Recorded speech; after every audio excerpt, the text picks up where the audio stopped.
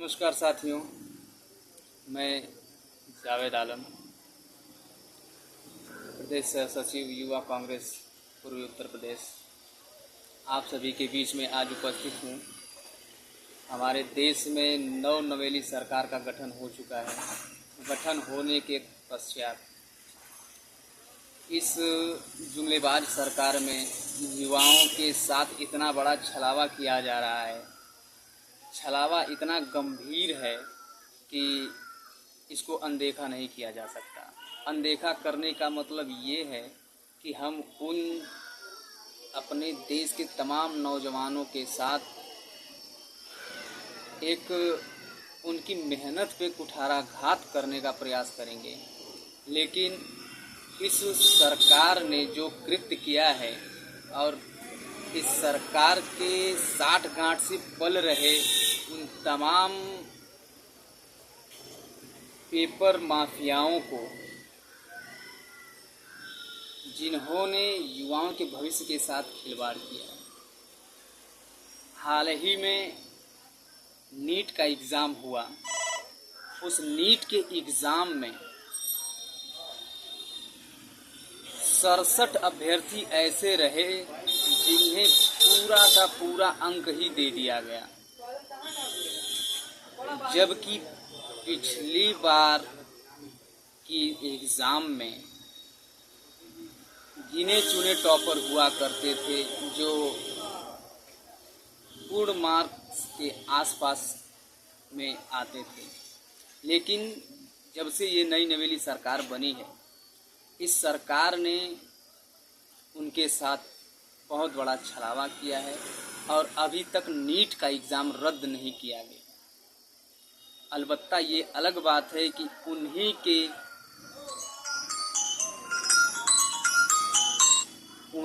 के प्रोवाइड कराए गए अधिकारियों से जांच करा करके इस मामले को दबाने का प्रयास किया जा रहा है।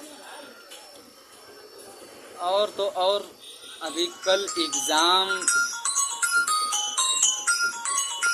नेशनल टेस्टिंग एजेंसी के द्वारा पीएचडी स्कॉलर्स के छात्रों का एग्ज़ाम बीते 2 दिनों पहले था, जो कि गड़बड़ी की आशंकाओं को देखते हुए उसको रद्द कर दिया गया है, जिसमें ये भी बताया जा रहा है कि कुछ ऐसे ओएमआर सीट उपलब्ध कराए गए थे जो पहले से ही उस पे पूर्णतः भरे हुए ओएमआर सीट मिले थे। आज के इस मौजूदा शैक्षिक परिवेश में कोई भी ऐसा पेपर नहीं है जो कि लीक न हुआ हो। उत्तर प्रदेश की आप लेखपाल भर्ती ले लीजिए, दरोगा की भर्ती ले लीजिए, उसके बाद उत्तर प्रदेश पुलिस की भर्ती की भी संदिग्ध रही। उत्तर प्रदेश की होने वाली बोर्ड परीक्षा जो राज्य सरकार के अधीन बोर्ड की परीक्षा होती है, उसमें भी पर्चे आउट हो चुके हैं। और तमाम ऐसे परीक्षाएं हैं, अगर गिनवाया जाए तो सरकार के उदासीन रवैये को उजागर करते हैं। जिसमें अभी हाल ही में एक पेपर हुआ था जो कि हर साल कराया जाता है, UPSSC पेट एग्ज़ाम। उस पेट एग्ज़ाम की स्थिति ये है कि हर बार जब एग्ज़ाम होते हैं तो कुछ ये कहा जाए कि उनको शेड्यूल वाइज किया जाता है। अलग अलग डेट में छात्रों को बुलाया जाता है एग्ज़ाम के लिए। और होता ऐसा है कि कुछ छात्र अभी पेट की पेपर दे के निकले हैं, कुछ अभी रास्ते में हैं, पहुंचने को भी नहीं है, तो पता चलता है न्यूज़ मीडिया के माध्यम से कि भैया पेपर लीक हो गया। अब ये सरकार बताए, इस राज्य के प्रधान सेवक माननीय आदित्यनाथ योगी जी, आपके प्रदेश में दरोगा भर्ती का स्कैम हो जाता है, उत्तर प्रदेश राज्य बोर्ड का स्कैम हो जाता है। और तो और आप इस मामले में चुप्पी साधे बैठे हैं। देश का सर्वोच्च शिक्षा मंत्री वो कहते हैं कि ऐसी कोई गड़बड़ी मिली ही नहीं है। लेकिन ये करारा तमाचा उन्हें तब लगा जब बिहार में नीट एग्जाम के स्कैमधारी कुछ अभ्यर्थी पकड़े गए।